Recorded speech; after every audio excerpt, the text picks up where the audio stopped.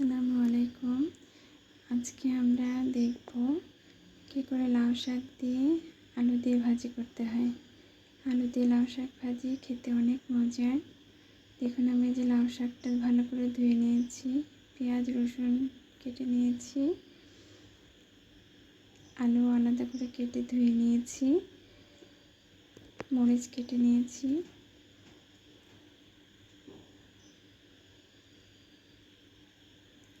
এটা আমাদের এলাকার একটি ঐতিহ্যবাহী খাবার, খেতে অনেক মজা হয়। আপনারা বাসায় করে দেখবেন আর আমার চ্যানেলটিকে সাবস্ক্রাইব করবেন যদি ভালো লেগে থাকে। কড়াইয়ে যে শাক আর আলুটা একবারে দিতে হবে একসাথে, দিয়ে একটু লবণ দিয়ে সিদ্ধ করে নিতে হবে। এটা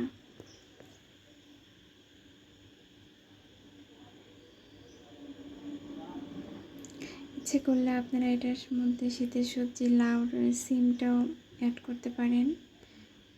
সিম দিয়ে আলু আর এই শাকটা দিয়ে ভাজি খেলে অনেক ভালো লাগে।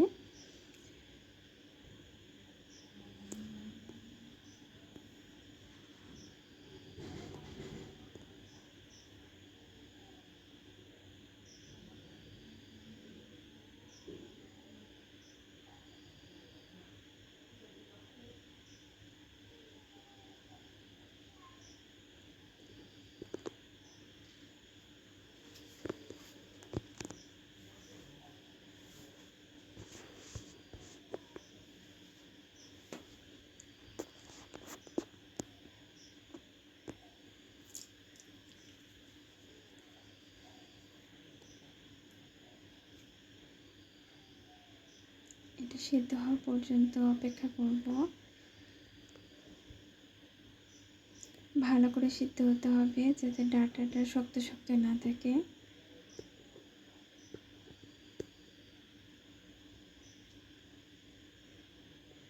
এখন একটু নেড়ে দেবেন।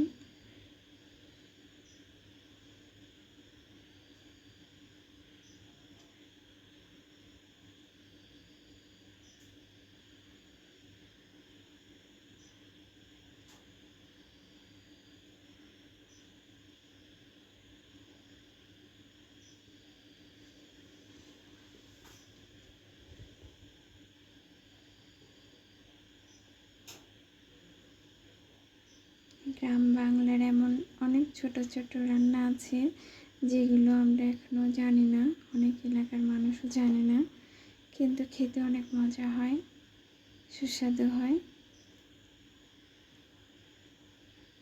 আপনারা আমার এই রান্নাটা দেখে অবশ্যই বাসায় করবেন, দেখবেন খেতে কত ভালো লাগে।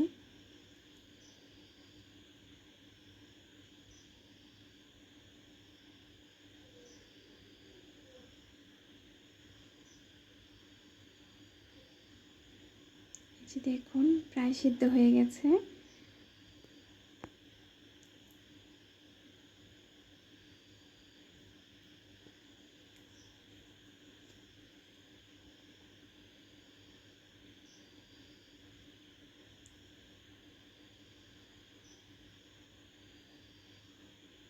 দেখুন, এই যে পানিটা অনেকটা শুকিয়ে গেছে।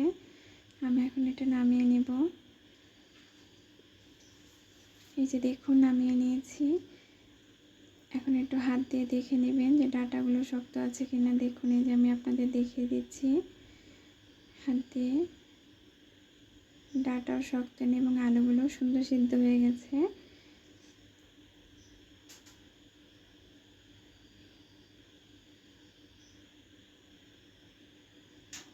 দেখুন শাকটা কত সুন্দর সিদ্ধ হয়েছে, যে আলুটাও সিদ্ধ হয়ে গেছে। দেখুন, এরকম করে পুরোটা সিদ্ধ করে নিতে হবে।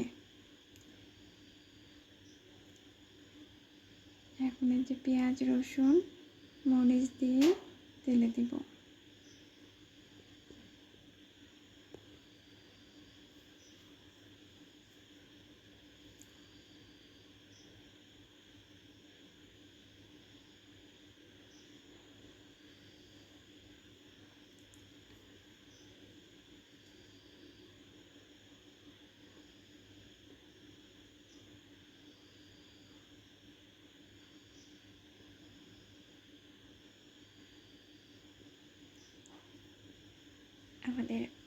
মাটির চুলায় আমরা রান্না করি পাতা এবং খড়ি দিয়ে,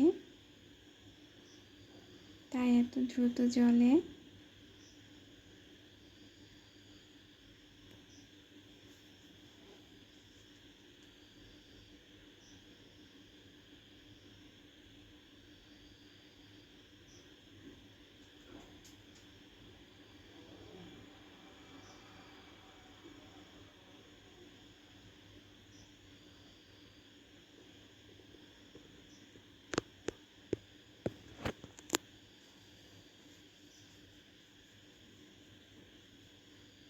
পেঁয়াজ মরিচটা যে ভালো করে ভাজা হয়ে গেছে প্রায়, এখন দিয়ে দিলাম রসুন। রসুনটা পরেই দেবেন, কারণ বেশি ভাজা ভাজা হয়ে গেলে তখন রসুন তেতো লাগবে। দাঁতের নিচে পড়লে রসুনটা তেতো লাগবে, তাই রসুনটা পরে দেবেন।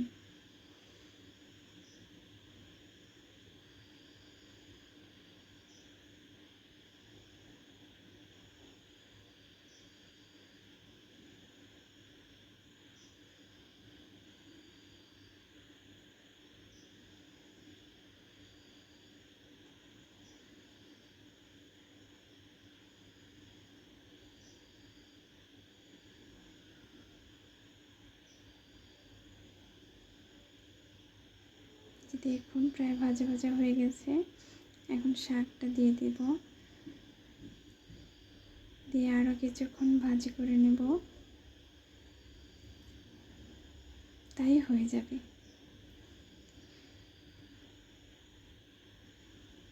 আমাদের এলাকার ঐতিহ্যবাহী খাবার লাউ শাক, আলু দিয়ে লাউ শাক ভাজি। এটা বাড়িতে অবশ্যই একটাবার হলেও করবেন, দেখবেন কতটা ভালো লাগে। আর যদি ভালো লেগে থাকে আমার চ্যানেলটিকে সাবস্ক্রাইব করবেন এবং শেয়ার করবেন, লাইক করবেন আর কমেন্ট করে জানাবেন কেমন লাগলো।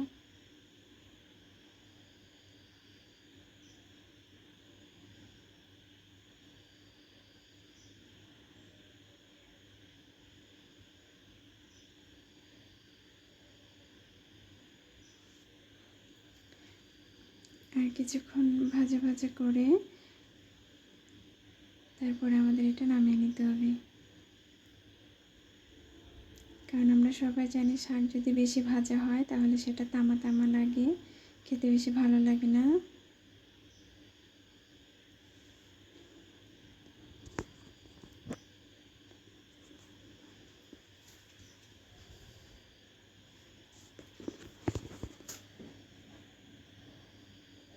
এই যে দেখুন হয়ে গেছে।